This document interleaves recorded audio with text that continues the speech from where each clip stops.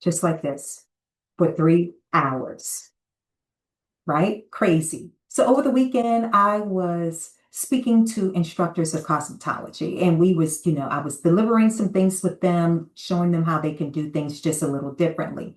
So one of the things that was said at the end, we had a Q&A, and she basically was saying how she don't think she was really cut out to do this and the other. The signs were there, that she's just kind of struggling in this arena of being an instructor. And this is an instructor of cosmetology, by the way. So I started to share a story with her, and that's why I have this in my hand, this Marcel curling iron. So I want to share this with you. So on the first day of my cosmetology class, now keep in mind, when I started cosmetology school, I was a junior in high school. So you went your junior year and you went your senior year, 3 hours a day, got on the bus, and we went to this trade school.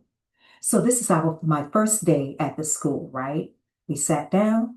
The lady, Miss Catalan, our instructor, wasn't warm, inviting, or anything. I kid you not. She said, everyone have a seat. She passed out a Marcel iron to each of us. Each of us sat down. We're in this little white nurse looking uniform. And she showed us really quick how to use it. And she said, now, you guys are just going to sit there and you're going to practice how to use a Marcel iron. I kid you not, you guys, for 3 hours, we sat there like this, just like this, for 3 hours, right? Crazy.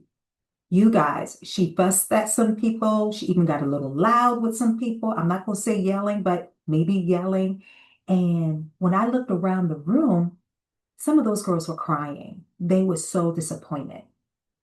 So at the end of the class, she stands up from her desk because she was just sitting there doing her work while we just clicking away, right? She said, half of y'all won't be here tomorrow, and that's fine. She said, today told me who was ready for the test, the hard moments, and the real work. And I just stood there like, wow.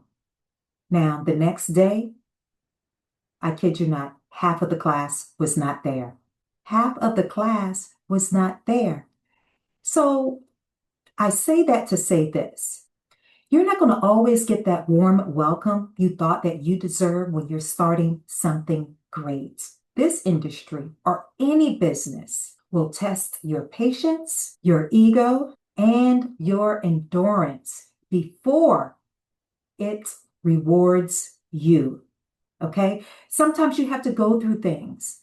All right. You got to have that thick skin. You got to already have in your mind that, you know what? It's going to be hiccups along the way. It's not going to be easy.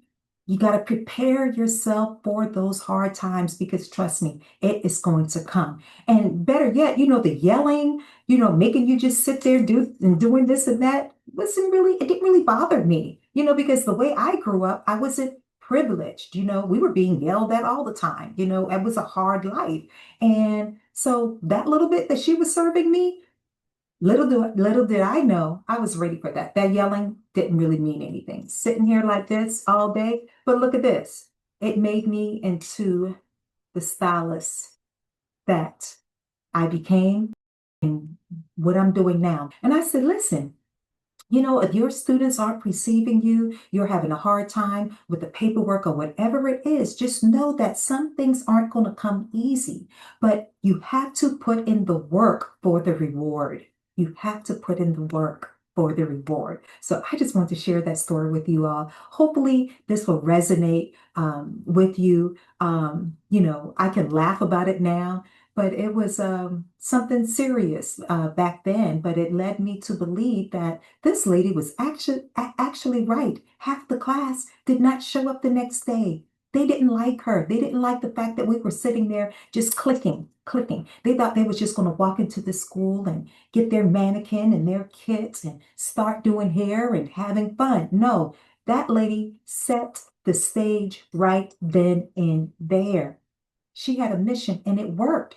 It really worked. So anyway, thanks for taking a minute with me. Have a good one.